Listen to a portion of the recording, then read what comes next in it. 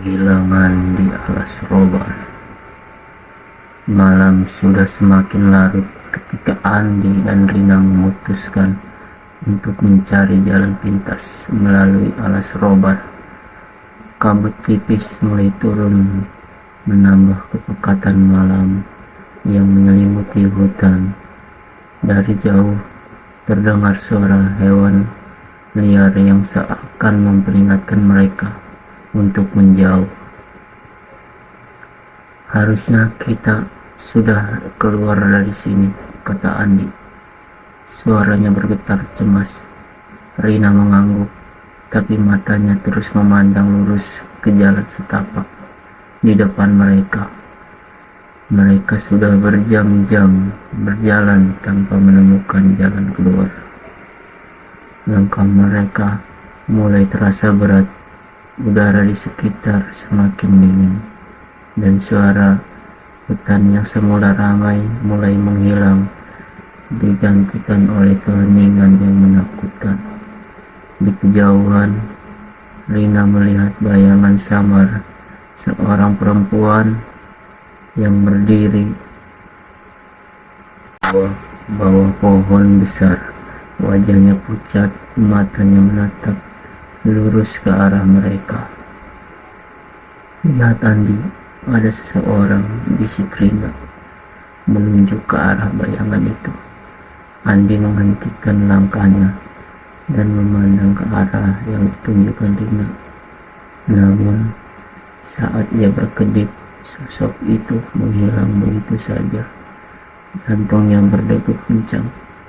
Kamu yakin?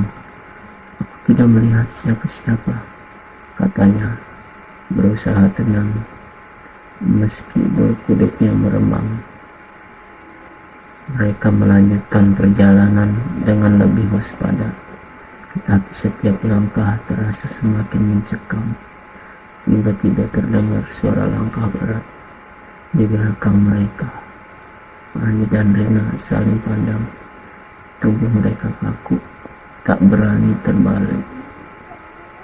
Suara langkah itu semakin mendekat. Rina memberanikan diri untuk menoleh, dan ia lihat adalah bayangan perempuan yang sama sekali. Ini lebih dekat. Wajahnya kini jelas terlihat penuh luka dan darah yang mengering. Mulutnya terbuka lebar, namun tidak ada suara yang keluar. Kita harus lari, teriak Andi. Menurut tangan Rina, mereka berlari sekuat tenaga, melewati pepohonan dan akar-akar yang menjulur seperti tangan tak kasat mata yang ingin menarik mereka ke dalam tanah. Namun sekeras apapun mereka berlari, hutan seakan tak berujung. Rasanya mereka hanya berputar-putar di tempat yang sama. Lelah dan terengah-engah, mereka berhenti di sebuah pohon tua yang besar.